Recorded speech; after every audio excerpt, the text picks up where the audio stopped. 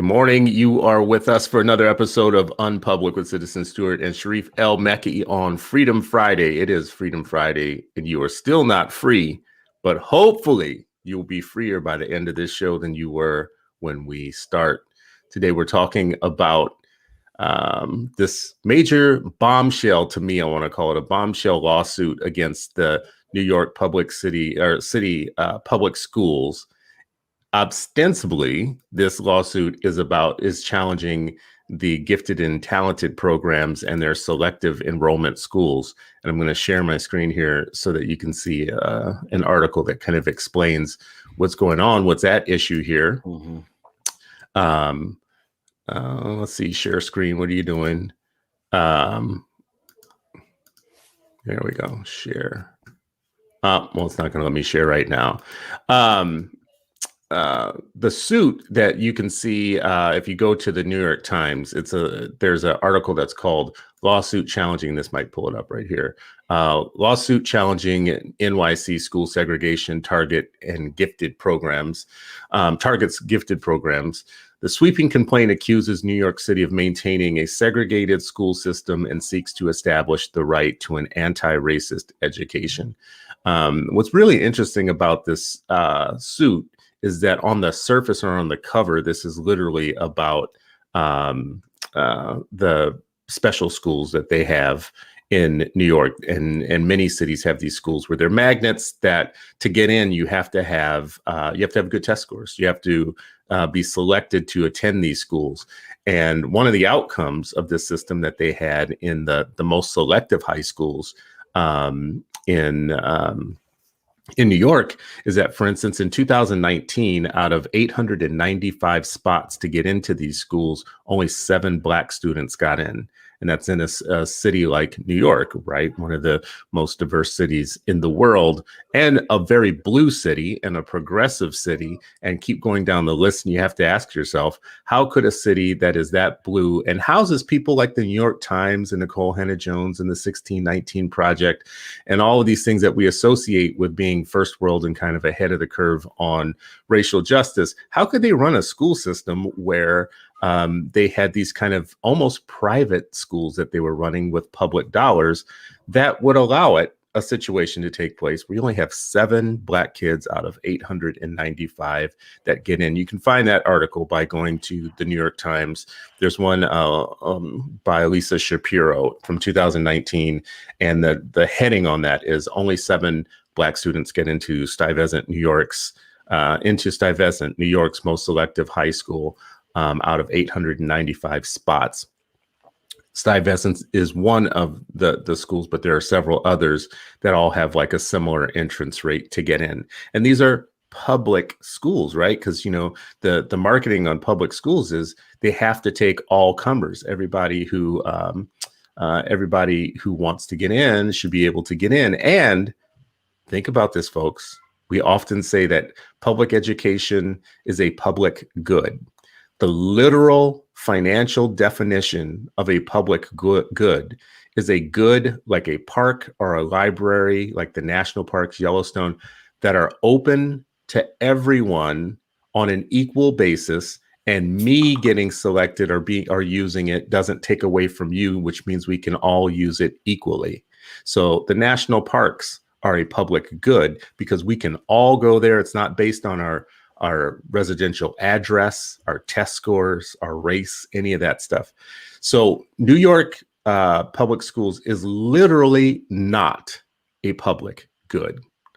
As a matter of fact, it is a citadel of privilege because to get into some of the best schools in New York require you to have great test scores. Just before we bring you in, Sharif, I just want to add this one last part about this suit. On the surface, this suit is about entry requirements and gifted programs. But if you read the 81-page document, I'm going to put it in the comments, and you guys can go take a look at it, and we'll put it in there right now. You can go take a look at it yourself and read this amazing document. Even read it right now as we're talking or later and go. It's an 81-page document that really just indicts the school system for more than just being about entry requirements. Here's a quote. It says, although the state pays lip service to the role of public education in challenging racial hierarchies, acknowledging, for example, the need for its educators to disrupt the complex system of biases and structural inequities that routinely confers advantage and disadvantage on the basis of race and other characteristics, it has permitted New York City to preserve an education system that reinforces and even strengthens the very architecture of inequities that both the state and city profess the desire to dismantle. Nearly every facet of the New York City public education system operates not only to prop up, but also to affirmatively reproduce the artificial racial hierarchies that have subordinated people of color for centuries in the United States. Indeed, if government's goal were to create a system of education that would replicate and in fact exacerbate pernicious racial inequality in the city, it would be challenging to design a more effective system than which currently exists. Damn. All it needs is more money. Damn. All you need to fix all that, just a little bit more change, sir. That's all you need. Just that's it. Bruh, money stunning. fixes racism. Okay, if money fixes there's racism, no such thing as rich fair. racist. There's no such thing as rich racist. If you get money, yeah. It just here's the funny thing is, doesn't New York have the most money of all? New York. Yes. So people listening and watching, New York public schools is the largest school system and district in the United States. Mm-hmm. So if you wanted to say what's the most American of a school district we could find as an example, this is it. And what this document is telling you that the most stunning example of an American school district, the biggest, as a matter of fact, is inherently designed and structured in a way that you couldn't do a better job of creating a racist system if you wanted to. That's what this document is saying. Yeah. Man, that blows my mind. You can't do any worse. So that, and you know, some districts are probably like, hold my beer, watch this. Like, what? You think you could do worse? You think you could treat your blacks worse? Your Latino population? Watch this. Don't challenge us. You know, so I mean, there's two things here I want to get at. One is what we're saying now is that this is a stunning indictment on America's largest school system about the operations of racism, not about the abstract kind of, is it racist or is it not? No, this document goes through all the ways in which the city is structured. One of which, for instance, is to get into these specialized schools, you have to pass a test. It's a test scores matter.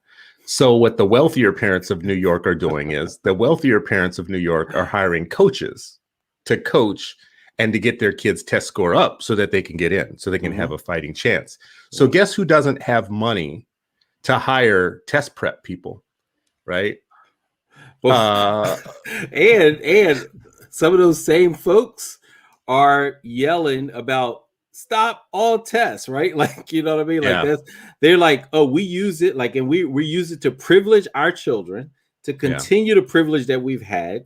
And yet we're also saying like, but don't rank other schools. You know, we're gonna make sure this school is okay, but don't rank anything else. Don't look at anything else. Don't use it as any type of dashboard. Yet for their personal stuff and their community stuff, they're all in. They're all in because they're like, yo, we can use this to really separate other folks. Like, well, this is where I don't think that people make the diagnosis that I do quick enough, which is a white supremacist culture and white supremacist participating people, members of a white supremacist culture. They're criminally insane. So they find a way to use anything to their advantage and your disadvantage. So in testing, they will find a way for testing to disadvantage you and to advantage them. So when it comes to holding schools accountable for racial outcomes, oh, testing's terrible, let's get rid of it. Oh, I hate testing. It's just, propping up testing companies. When it comes to creating islands of privilege that draw boundaries or help kids get into gifted programs, even within the same school. Mm-hmm. right? Like when it comes to tracking kids internally, now, test scores ain't so bad. Mm-hmm. Test scores aren't bad when they're good for them. Test scores are bad when they're good for us. Which makes me ask you this question, Sharif.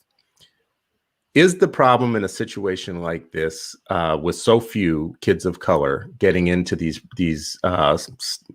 best schools, I don't know what you would call them, selective schools, is the problem of one where the lawsuit is driving to get rid of the test so that there are no gates and there's a different way to get to admit people, or the preparation of Black people to be able to pass the test to get in? Where would you put it? As everything, I'm going to say is pretty complicated. There's no single answer. I mean, and the reason I'm saying it, and Dale Mezzacappa is probably the last person in Philly who, really shone the light on this. And she was looking at selective schools. We don't have a lawsuit going on right now, we don't have those kind of chops in Philly a lot of times, but what she looked at and what she found was that when they're looking at the studies of like who's going in and who's not, students of color were less likely to even apply, even if they were qualified, less likely to apply. They were less likely to get in, even if they did apply. But even if they were accepted, they were less likely to go. So I think a part of it is even folks who go there have such a negative experience, right? Because it's these bastions of white privilege that it's so different than what they may have been accustomed to in a very segregated school district and city, right? And so you look at Philly, it much smaller than New York, but some of the same issues. Over half of the student population overall in the district are Black, over 50%. But when you look at some of these magnet schools, only 15% of the students are there. 15%. So 50 something percent overall population, but in like a Masterman, 15%, right? And white children, on the other hand, when they're 14%, their representation in the city is the same as Black students' representation in a singular school. Right? So from 14%, but then almost 50% at this elite school. And the backlash that you'll hear about, like, what, if you change anything, we want to talk about equity about everything else. For them, equity means, no particular choice or no particular, on the continuum of choice, right? Because we've always said a magnet school is choice. Like you're actually choosing. You're not bound by your zip code. So it means you're choosing that. They're more likely to be able to use it to their advantage. And so they're like, this one is okay, not another type of choice, right? And so, but you see this over and over again. But I think it's a whole lot. It's grounded in poor elementary schools with negative results. My first turnaround school, the average gain on test scores over 5 years was less than 1%. Less than 1% across 5 years gain, right? So you look at 1 year, let's just say 2000, and look at 2005, average gain was 1%. And so that was the context that I started my principalship. So a lot of that, they're not going to be eligible to apply for a school where you got to be in the 90th percentile on your test. 90th percentile, 90th. Wow. To be able to have access to those type of schools. And Dr. Haidt, to his credit, he's, I believe if he could like snap his finger and change it, he would. But it ain't nothing that simple. It's going to be a whole lot of fight. And, we're really going to need leaders who talk that equity talk to dig their heels in, because they're going up against white folks. Because then you're going to have city council and other folks like, don't mess up the population. These white people will leave the district. They'll leave the city. Hey, okay, so let's stick there for a second.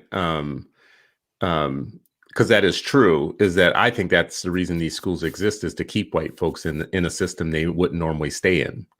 right? So you have to know your segments and you have to offer them something.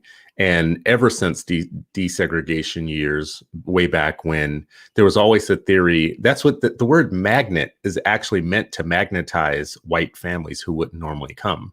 I don't think people know that. Magnet and attract. To attract white families. And if you look at the theory of magnets going all the way back to the 70s, there was always a thought process around how do you magnetize, how do you attract white families and keep them in the system. In the city of for instance, Kansas City spent $1.2 billion in old world dollars, not in today's dollars. They spent over $1 billion building these large cathedrals of schools with Olympic-sized pools and aquariums and special programs and all kinds of stuff specifically to magnetize white families in.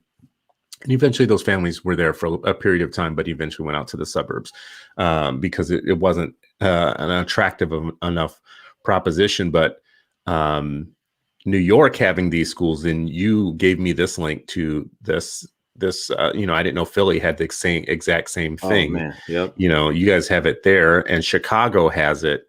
I can't imagine that here in the Twin Cities. We just don't have a population that can't see through the hypocrisy of talking about a one for all education system that's totally public and accepts all comers and running schools like this. This would never go up. But y'all have magnet schools or criteria based selection, but it's more diverse or it's more consistent with the overall student population.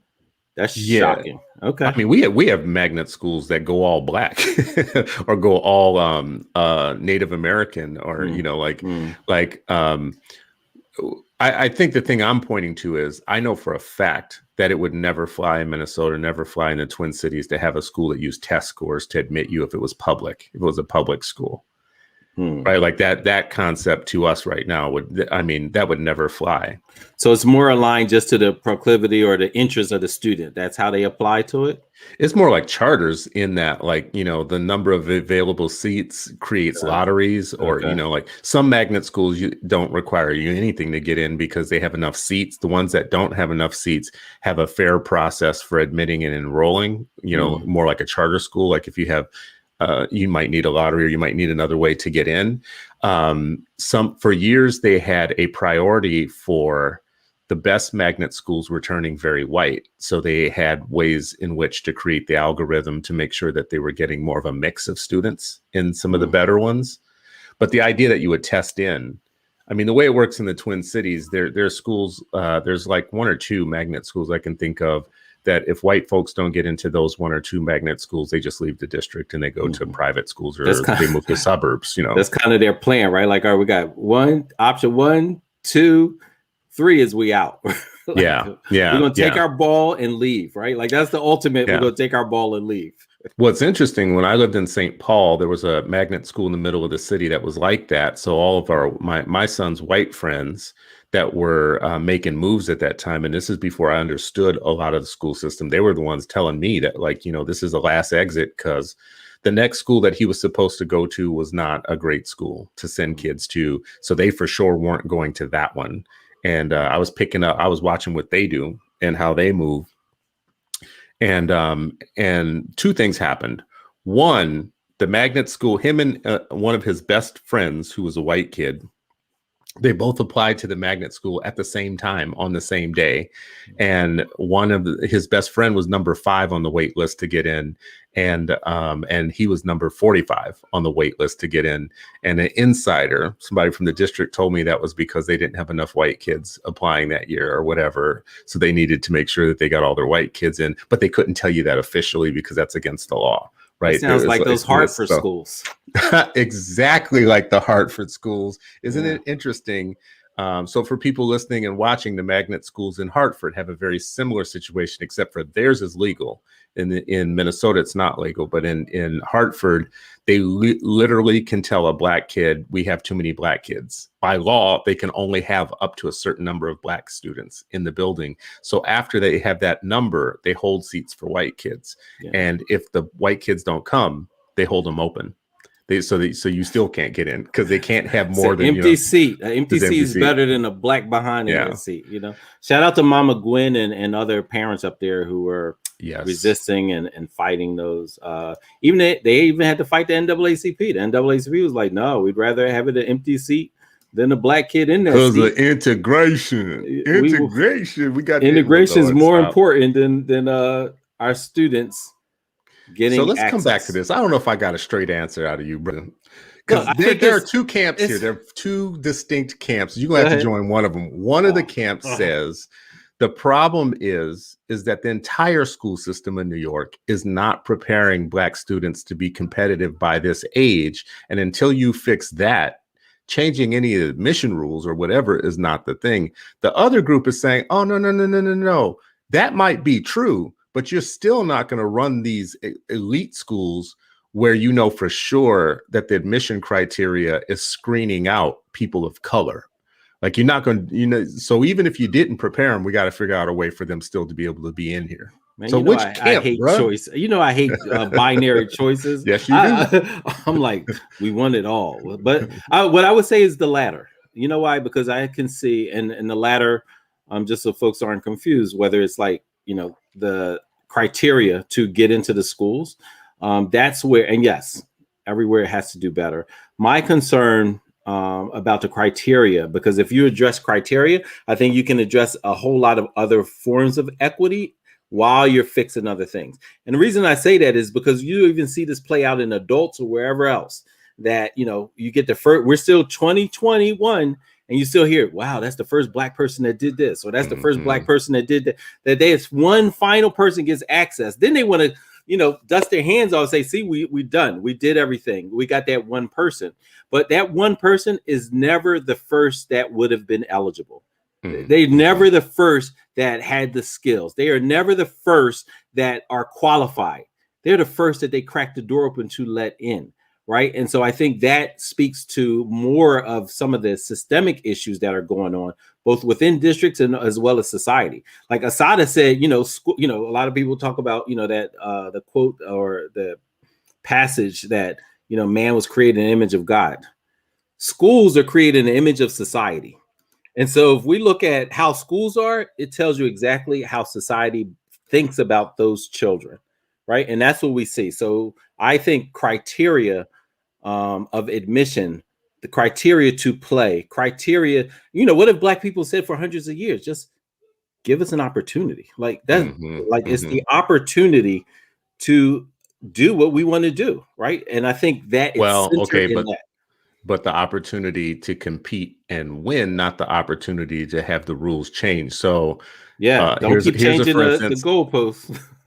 Well, okay, so let's talk about that with a sports metaphor. So Crispus Attucks High School in Indianapolis was one of the first high schools to send an all-black team to state for basketball. And Indiana is a basketball state, right? It's a basketball place.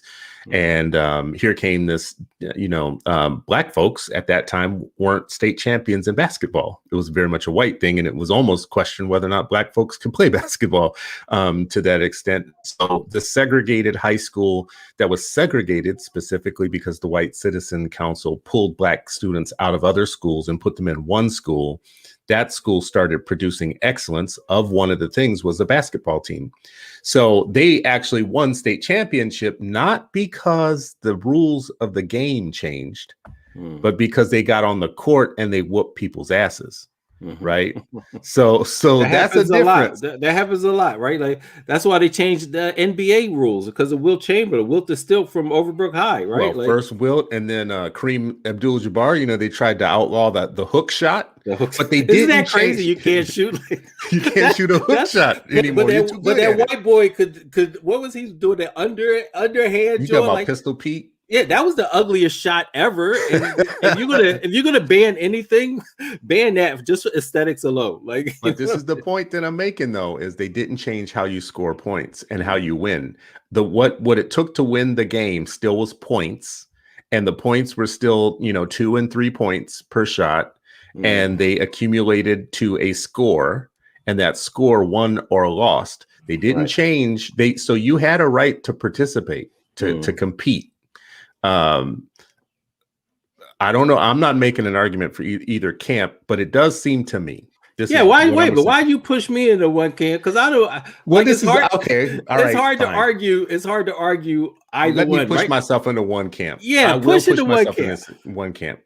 Because actually, I don't believe that there's anything so special inside those schools that we should be fighting to put our kids into a place that don't want us. Agreed. That's what I'm saying. Criteria, though, not those schools. Just look at all the criteria. Period for opportunities. But here's the thing with the gate. The gate is a test score. You are going to find other gates to other parts of the American middle class, and they are going to require a score. Whether you like it or not, your credit score matters. And we should be telling kids, defend your credit for life. Defend it like your life depends on it, because without credit, you're a man without a country. Now, the people listening to me right now, you may have a different opinion about these specific things I'm saying, like credit, as your credit score. You're not going to walk around telling a bank, when you go to buy a house, listen, bro, I'm more than my score. And they're going to be like, you certainly are. Now I'm going to need you to go sit outside and think about that while I process some home loans for some other people, right? While you sitting outside meditating on, I'm more than a score. Yeah, you sure, bro. You are. Not when you buy a car or a house and get robbed with the interest rate that they give you. You're not more than a score. Then you're gonna need a house and a place to stay, by the way, and even for apartments or whatever. So there are many middle class gates to home ownership, living the life you want to live, buying land, being free, having bank accounts, whatever. If you want to go to grad school, there are gates you have to pass to get into grad school. And depending on which grad school you go to, it might make a difference in how much you can earn in life or whatnot. There is a list of middle class gates. If you really wanted to just take this on as a thing or a project that people are getting through so that they get into that middle class lifestyle, especially that upper middle class lifestyle. You're not going to go and change the game on all of those. You're not going to go and make this type of argument. Oh, but y'all should just change the way that you rate all that stuff. Now, for one, I don't mind talking about maybe we need to rethink the way that the credit bureaus work, for instance, because I actually think that they're BS. To be very honest with you, I just don't want to teach my kids that they're so BS that you're going to be able to somehow not be able to play by the rules and win.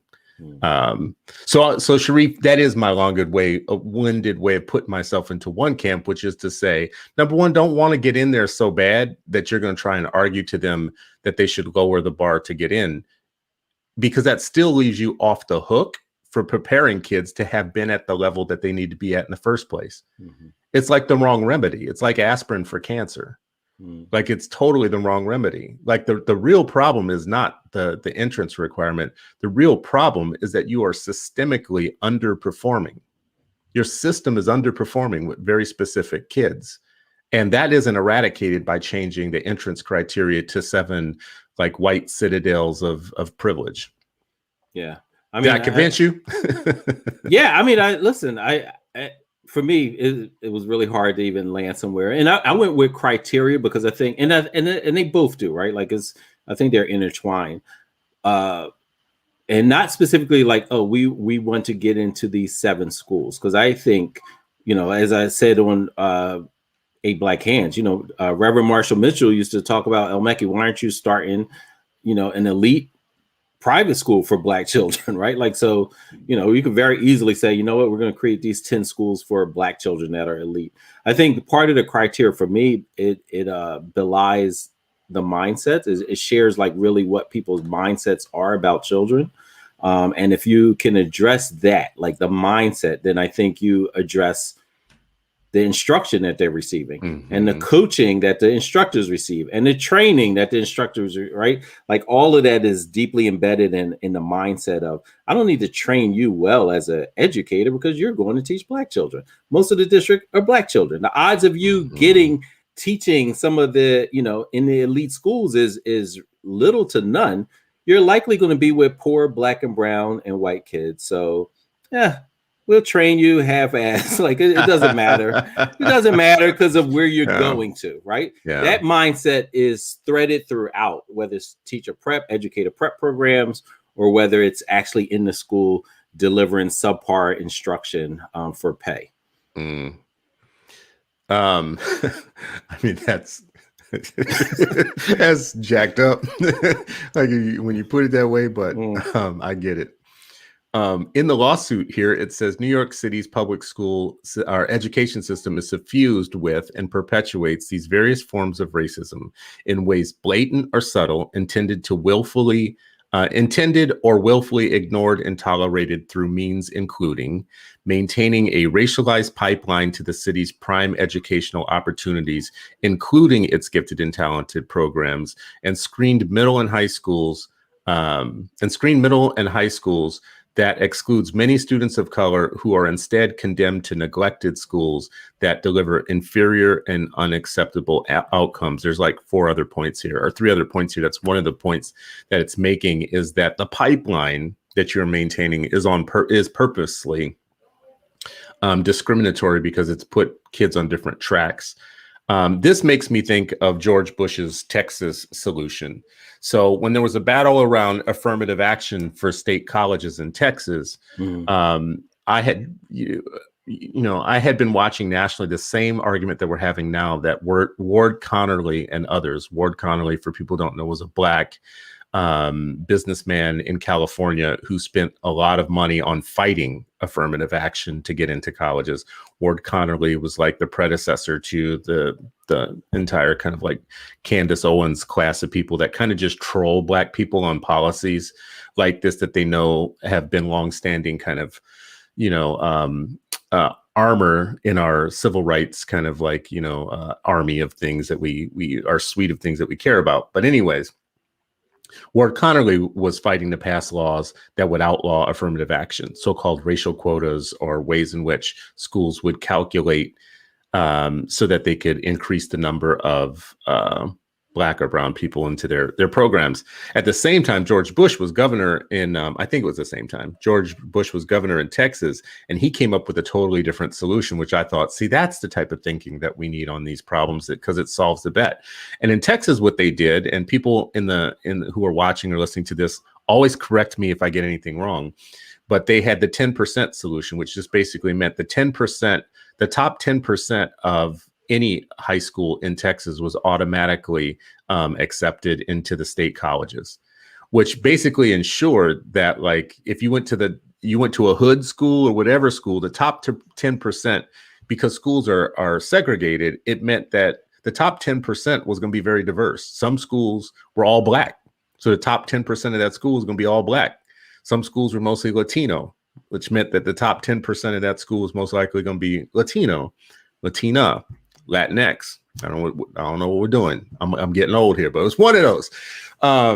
So basically what it meant was you were going to have a pool of people every year that represented different social economic levels and different levels of test scores and performance. But the way it was going to always be the top of any school and any group. I don't know why New York couldn't do that. Like, just hold the seats for the top 10% of students, or top 5% or top 3% of all the schools. And that would virtually ensure that you were going to get a mixed crop of kids into the schools, because majority of the kids are kids of color in their district. Would you go for something like that? Yeah, I'm trying to run through, like, all right, how would they, like, is it white proof enough? Well, it's way white proof, because the majority is, because they're so segregated. For instance, all those Black schools would be sending kids. I mean, listen, 7 Black kids got in. 7. Yeah, I memean, that's insane. I mean, so yeah, the numbers would be higher, even with gentrification and stuff like that. There's some schools they're like, we ain't gentrifying that, you know what I mean? So yeah, I would imagine. Doesn't California have something like that too with their college system? I don't think so. As a matter of fact, California was the one. I know they had the rejection of affirmative action. Yeah. I don't remember if you're from California and you're listening or you're watching to this, put it in the comments if you know what California did post that whole big effort to to strike down affirmative action. I do know, I just saw something yesterday that schools like Berkeley and others have like a 16% acceptance rate. And, 16% is like really low. Wow. And overall, you mean like that's their selection? Yeah. Yeah. And that they get very heavy on white and Asian candidates, which of course replicates, because even in New York, this case that we're talking about, these schools, it's not just white, it's also Asian. So I haven't mentioned that. While this lawsuit is attacking the system of entry for these schools, Asian Americans are also attacking the system, saying that they're not, that they're being discriminated against because some kids that have lower scores than theirs are being let in, which is a really it's getting ugly in New York. If you look at that case, that's Asian people saying we should have all the seats. Like if we win, if we beat, it's a first come, first served basis. If we beat you on test scores or whatnot, it doesn't matter. If 100% of the seats went Asian, then we should get them all. We're not on this equity shit, right? Like we're not about this. Like the history, the equity, none of that. No. This is a competition. And if we win as Asians, we win. That's the bottom line, right? So there's a lawsuit that actually is pushing that right now. A counter lawsuit. Yeah, that lawsuit actually was first. So this one is actually, I think, a counter. I think I vaguely remember that one. Yeah. Yeah, and the same thing with selective colleges like Harvard and others. I think they're making the case of, listen, if all things are fair, more of us would get in because we're kicking your asses on test scores. So if all else, and it don't matter that many of us are the sons and daughters of diplomats and the sons and daughters of the Chinese wealthy and others. It's not like we all come from the same place. Let's not pretend like there's not a deeper ripple to why whites and Asians actually outscore other indigenous people indigenous to the United States, or people who are the descendants of slaves. Let's not pretend there's not another ripple that we know about when we talk about white and Asian, right? And when we talk about white and Asian, we're not talking about the Hmong and Filipinos and whatever either. So even Asian is like a catch-all word that is not, it's actually kind of lumping people together in a way that, in my mind, is fairly chauvinist and racist, because we're really talking about just a smaller population. Anyways, I'm going off on a little bit of a tangent, just basically to say the mechanics of all these things are really complicated. Why don't we just produce kids, black kids that can compete? Why don't we just do that, Sharif? Why don't we just teach? Yeah, teach and learn. And that's the thing. Why can't we teach and learn no matter where the black child is, right? Who was it? W.E. Du Bois, you can talk all the integration you want, but at the end of the day, they need to be taught well. Because we also know black kids get into some of these schools, whether they're in the Tony suburbs or they're elsewhere, and they don't get the same education. They can look at their experience and say, that's different than my white friends, my white peers. It's a different experience. And we got lawsuits going on around that kind of stuff, right? In the suburbs of Philadelphia, that was one of the things. Like, hey, even if this was a top of the scores math students, when they come there, no, we're not putting them in AP course, or we're not putting them in honors math because you're black. Like, I don't care what your middle school score said, you're black. So we're going to automatically relegate you to a lower track tier, which doesn't allow you to take the full range of mathematics. And at the end of the day, Philly has almost 100. So I can only imagine what New York has. Philly has 100 practically high schools, public high schools, 100, right? And with that is a couple of hundred programs that people are competing for. Then you have out of that, you have some probably 15% of them, which is super elite, everybody's clamoring to get that. Then you have the others, they're like, oh, we don't, anybody can come to that, where those will tend to be more diverse. So at the end of the day, and out of these 100 high schools, you would guess the neighborhood schools are the worst, and they've been the worst for a long time. Most of them, not every last one of them, a lot of them have struggled for decades, for generations. The neighborhood schools, right? But the attention is all in, the magnet schools and these few. And I think that's always part of the issue. Like even with the lawsuits, the rancor, all of that. At the end of the day, like we need the lawsuits really for the neighborhood schools that have been just folks are trapped in. If whether they don't get in somewhere or they don't apply or they're not eligible or whatever, at the end of the day, those neighborhood schools, which I think in Philly is about 25, 25 neighborhood schools, mostly Black, brown, and poor. Like that's where all hell needs to jump in. That those 25. Let's fix those 25. Let's end schools. How about we do that? Too complicated. It's like, listen, you ready to throw the white flag up? You ready to throw the white flag? I'm ready to throw the white flag up. Listen, people, schools don't work. School's not their best way to educate your children. I hate to tell you this. Let me be the bearer of bad news. I hate to inform you of this. Schools are over. Schools do not work. They work for the privileged. They work for some. And even for them, I don't know what your definition of working is, but they're still turning out kind of like well-trained morons. This is just me. I'm having a moment here. I'm having a morning, just so people know or whatnot. This is a morning for Chris Stewart, whatnot. I am so sick of studying and looking at these different schools and school districts that are running a game on us. They are rigged from top to bottom. This lawsuit, I put the link in our comments, so I want people to go and look at the actual 81-page lawsuit indictment on the public schools, because it goes far beyond what we're talking about. It goes far beyond the talk about how do we get kids into these handful of specialized magnet schools. It's a stunning indictment of the system that has structural problems. And by the time you get done reading it, you think to yourself, oh, this entire thing is not meant to actually work. This is rigged. It's a rigged system on purpose. And it boggles the mind on, like, if you ask yourself, what's the solution? If you ask yourself, what's the solution to this? It boggles the mind, because you sit there and you think, man, there are so many moving parts that have so many different interests and interest groups related to them. And the simplest you can make it, listen, leadership is about making things simple for people. So if I wanted to make this really simple, I would say things like, no matter what, education is what takes place between a student and a teacher, and the tools and resources that teacher puts into the world of the student so that they can create and foster learning.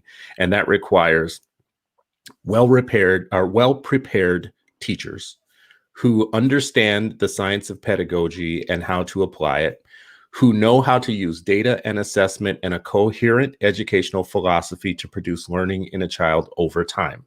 Because you only have a certain set of things to work with. You have time, you have tools and resources, curriculum and pedagogy and other things, methods, and assessment. So you put those things together and you should be able to create learning, whether you call it a school or whether you call it, a hamburger, whatever you call it. If it has these ingredients, that's as simple as I can make it.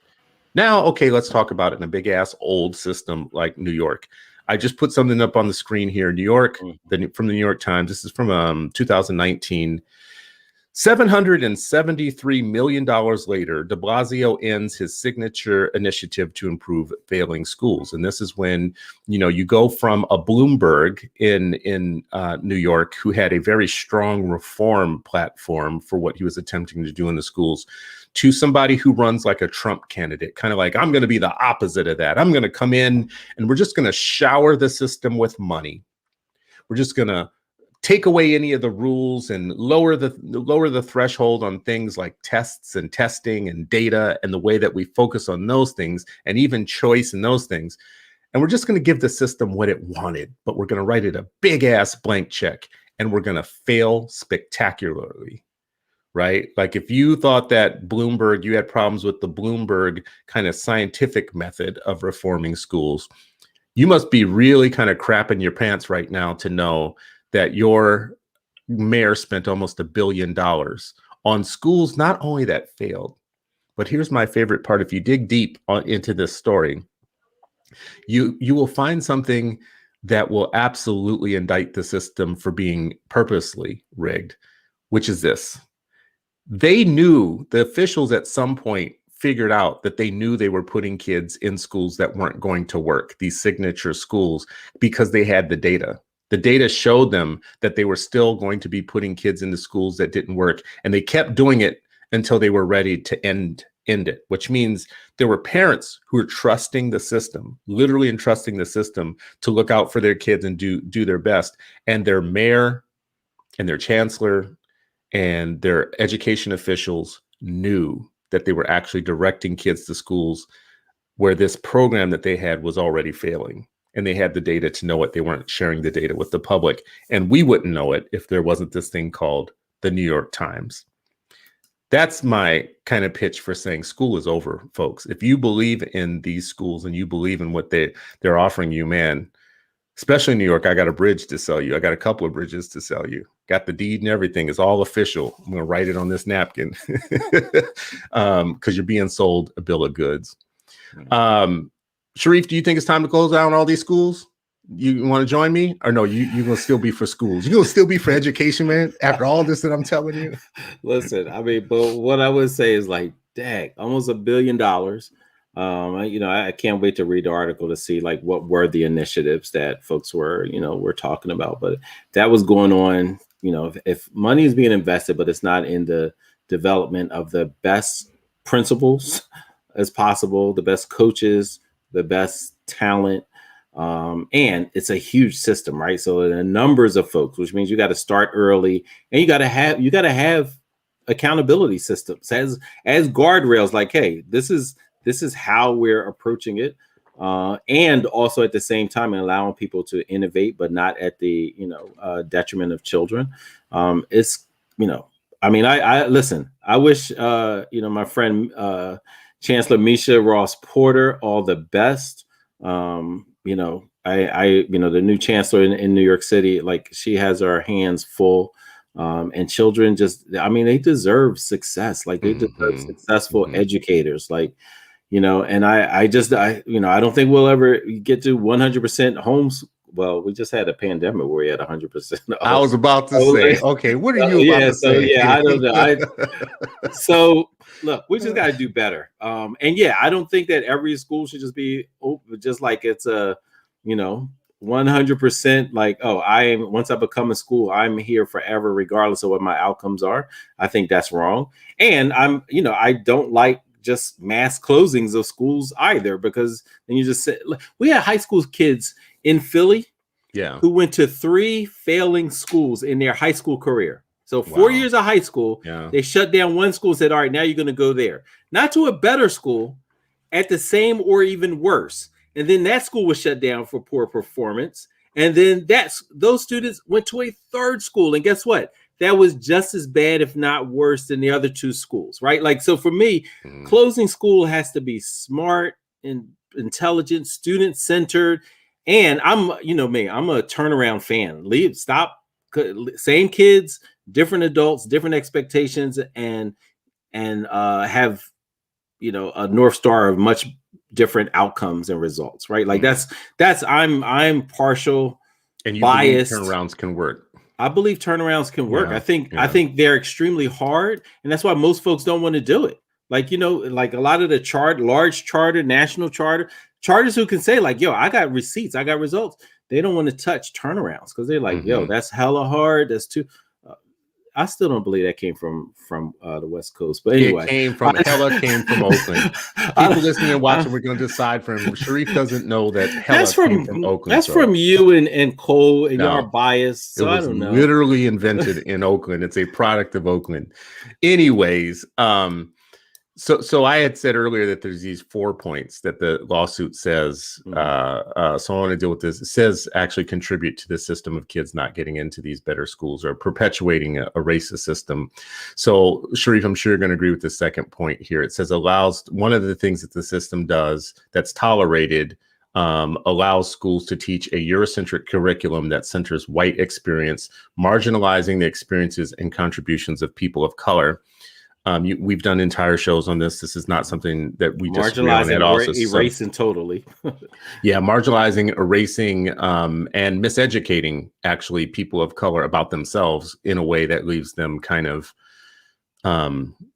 leaves them in ill-equipped to be able to understand where their place is in the world. So I'll say that. And miseducating white people and sprinkling the seeds of white supremacy at the same time, right? So that's true. It's a dual method to the madness. Okay, but as a point, so we both agree with this point, but as a point in a lawsuit about why kids aren't passing the test to get into selective schools, are they not passing a test to get into selective schools because the school system is teaching a Eurocentric curriculum?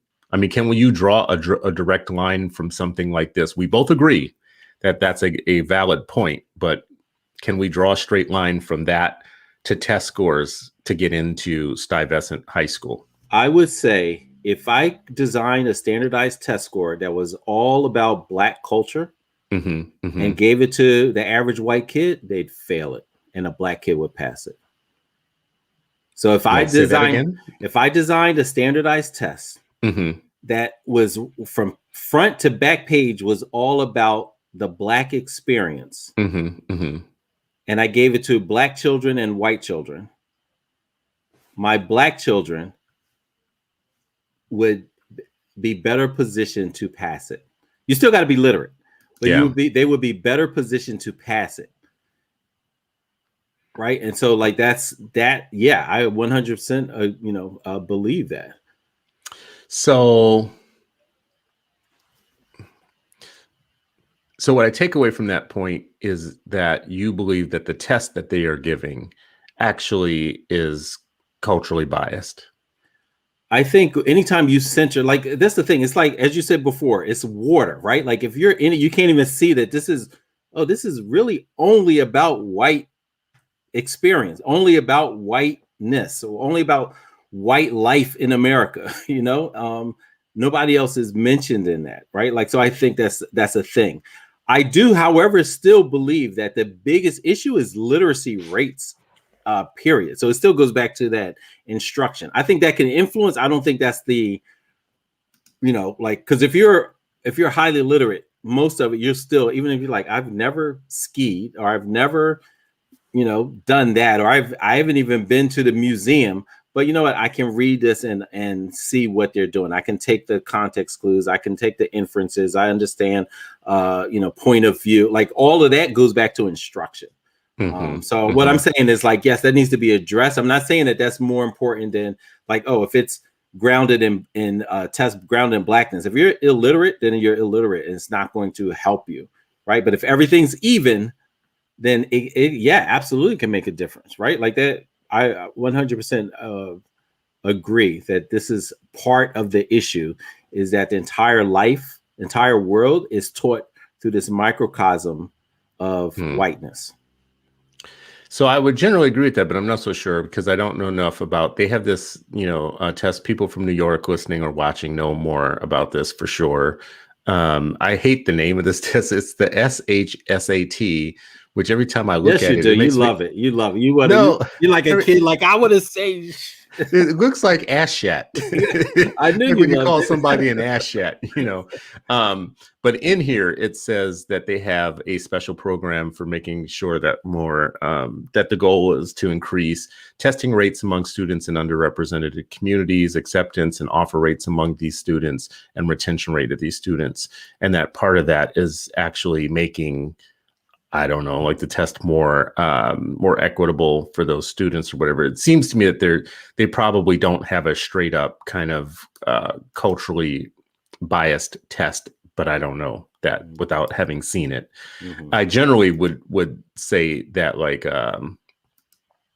my thinking honestly goes back to the basketball analogy. I know we're getting close to time here, but I would just say like I believe that this lawsuit is important, that all sides are challenging the admission process to get in these schools, and people watching, this should be a lesson to us on a couple of different levels.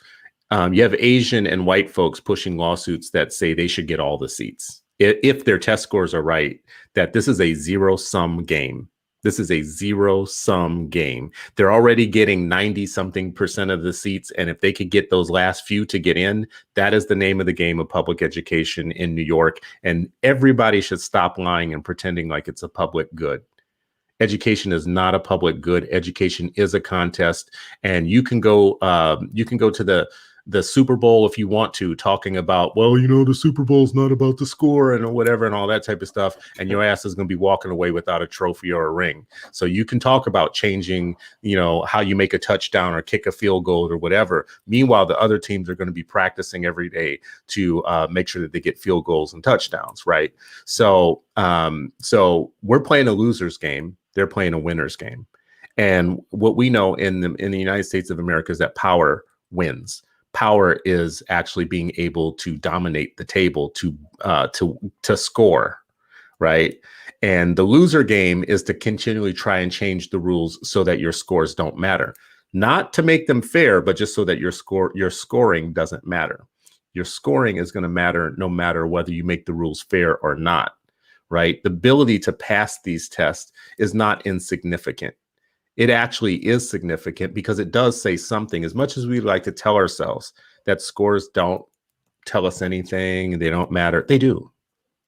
They literally do, right? Like, I don't know how else to put it. Like if there were no white people in the world and no Asians in the world, and we gave this exact same test to just Black people, it would still tell us something about just Black people, like just us. Let's take white people out of it completely, take Asians out of it completely, and give the same tests.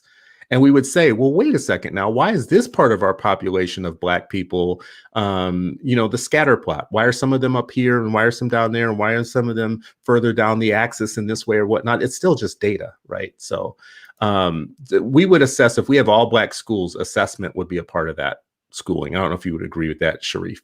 So for me, that's where I'm going to end. I'm going to end, you know, I'm going to end on just basically saying that I think that all of these lawsuits, I can't pick a winner on which one should win. I think that our lesson or our takeaway should be that there's some lessons to be learned here. Like, number one, this lawsuit that we mentioned today, go read the 81-page indictment of the school system. And if it's good for nothing else to read it, it's good for telling you just how the system is structured in a rigged way against people of color. If the other lawsuits tell you anything, it should be that you better compete.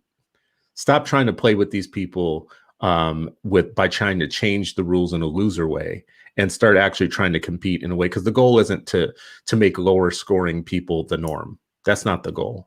The goal is actually to have educated and thinking people competing on an even playing field. This is just me talking. I can't talk for everybody else. So that's my bottom line. Sharif, what's your bottom line at the close here? Yeah, I mean, for me, mindsets matter. Instruction matters greatly. Mindsets matter tremendously. Mindset, skill, and will, just like we spoke about with you know, Dr. Kelly Seaton last week. Like, it is absolutely crucial. And this mindset thing, this privileged experience in our educational system is like, it's pervasive, you know, whether it's New York, whether it's Philly, whether it's wherever it is, where people want to ignore some of the patterns that we consistently see.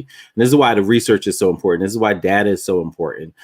Because some of these same folks who are on the front lines talking about Black Lives Matter and we shouldn't have a continuum of choice and it's a public good, they're the same people that manipulate their way or navigate their way through a system or out of the system. Like, that's their choice. Like, they say it.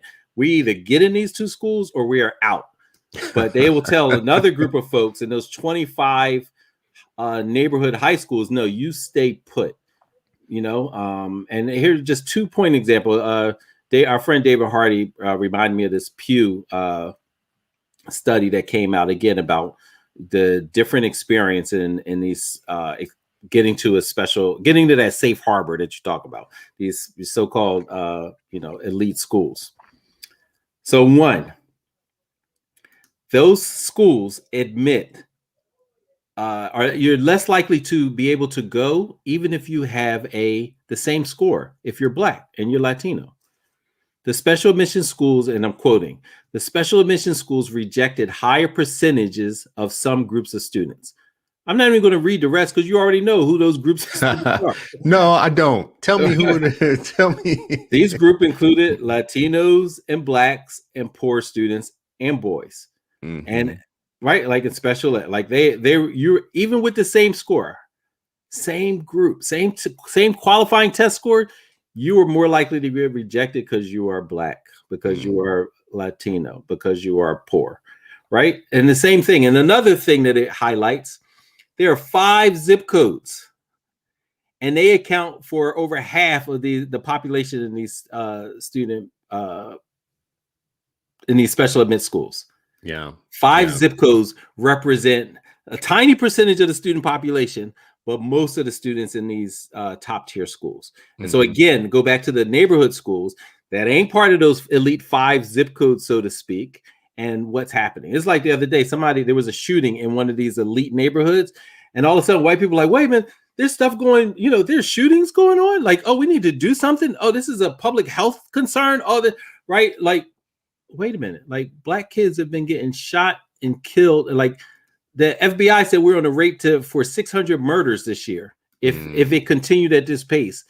But because there was a certain section that seemed to be off limits of the violence, then all of a sudden people were like, wait a minute, I was in my barista, I was sipping my coffee outdoors, like thinking I was in Paris somewhere. And now, oh my gosh, look, we live it's the same tale of two cities. It's the same city, bruh. Right. And I think the schools are the same thing. The violence that we see in the streets, there's an intellectual violence happening in the schools.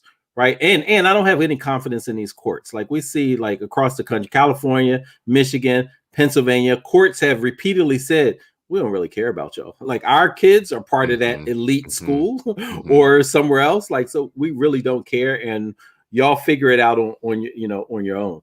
So again, shout out to Chancellor Misha Ross Porter, because at the same time, we need courageous, brilliant, committed folks to take to jump in. And it's going to be hella hard to turn that ship away from the iceberg. I feel like it's embedded in the iceberg. It's going to be hella hard to break it out of the iceberg. But we, at the same time, like, what do we do? And then I want to shout out everybody, including Citizen Ed, for the partnership for this call to action. Because we believe that elevating the educator workforce means diversification. It means better test prep. It means improved and expanded pathways.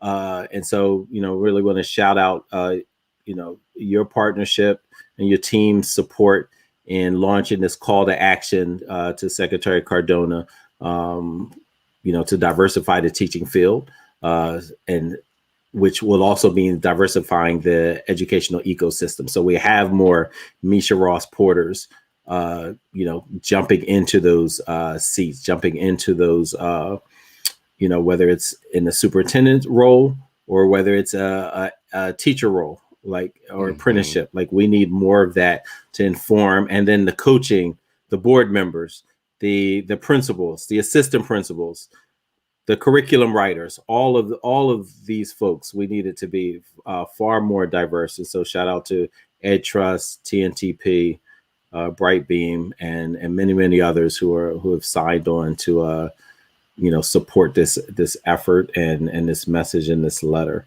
So on this last part, for people listening and watching, I just put the link into the comments for you to be able to take a look at this. It's a link to voicetoaction.org, which is Brightbeam's, my organization's platform for creating change, for petitions and for joint action on important issues. Sharif has an action right now to tell the Biden administration to prioritize teacher diversity with a strong message of "We can't wait."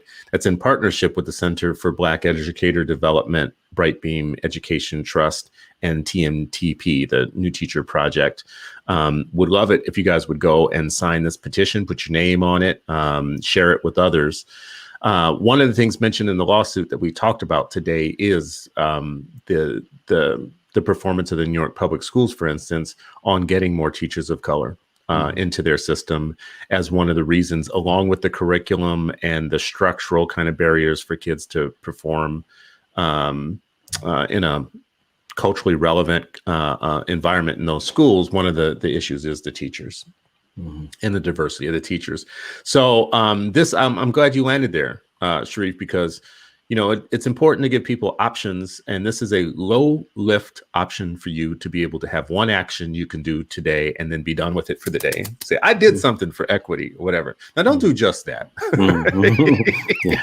Yeah, please don't.